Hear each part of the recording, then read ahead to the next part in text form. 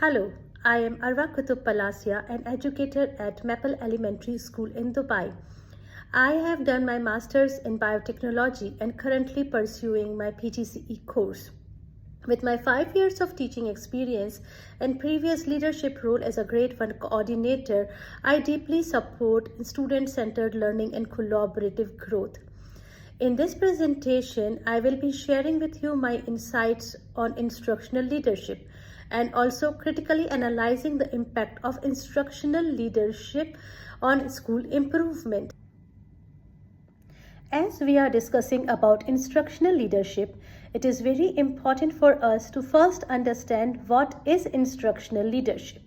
According to Hillinger in 2003, instructional leadership is defined as an approach that focuses on improvement of teaching and learning through direct involvement in curriculum, instructional, and assessment practices.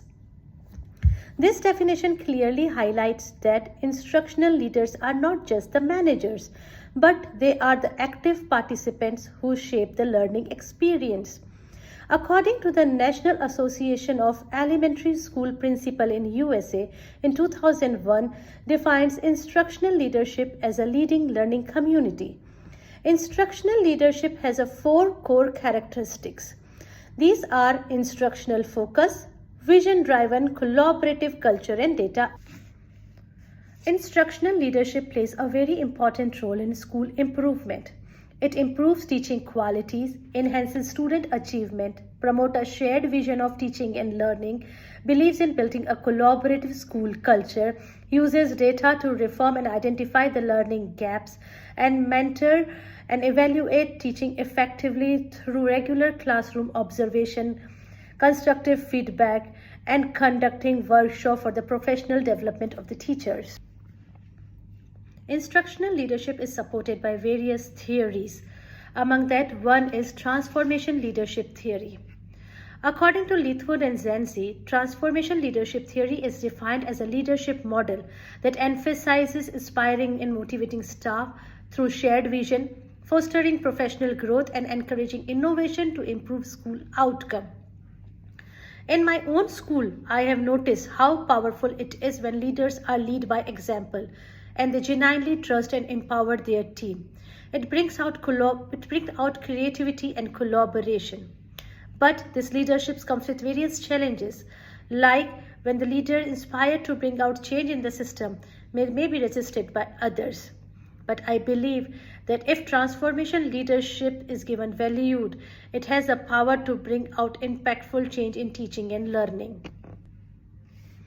Another theory which supports instructional leadership is a distributed leadership theory.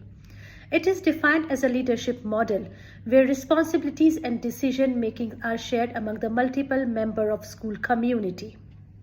In my experience of working with a team-based teaching, I have seen how powerful it can be when everyone's voice matters and leadership is shared based on expertise. It creates a real sense of ownership. But at the same time, I have also noticed that without clear communication and trust, things become a bit fragmented. But I still believe that when done well, distributed leadership builds stronger and more resilient school community where everyone contributes to student success.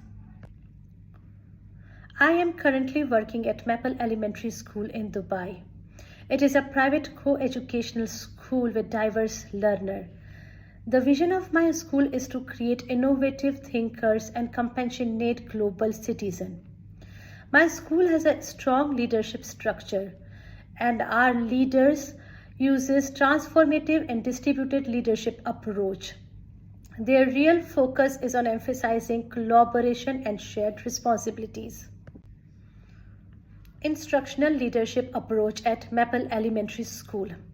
Leaders, including our principal and assistant principal, regularly conduct classroom walkthroughs and offer constructive feedbacks, which really help keep teaching aligned with our goals. Curriculum mapping ensures that we stay connected to national standard. We also benefited from regular professional development workshop. One thing I really appreciate is collaborative planning time that is built into our schedule. that allow us to align instruction and share strategies. Data-driven instruction is another key element. Overall, there is a strong culture of continuous improvement.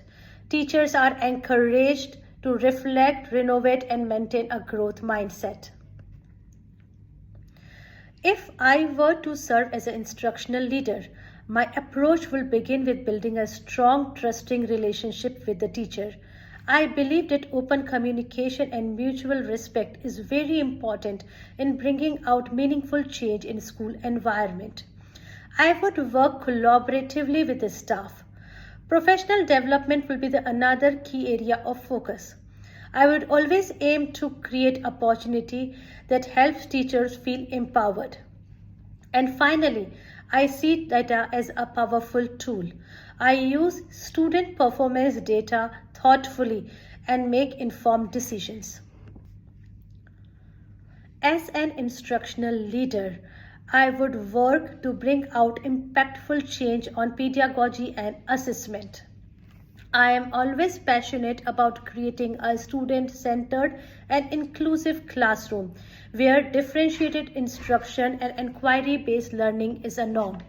In terms of assessment, I always believe in formative assessment like exit ticket, peer feedback, and digital tools.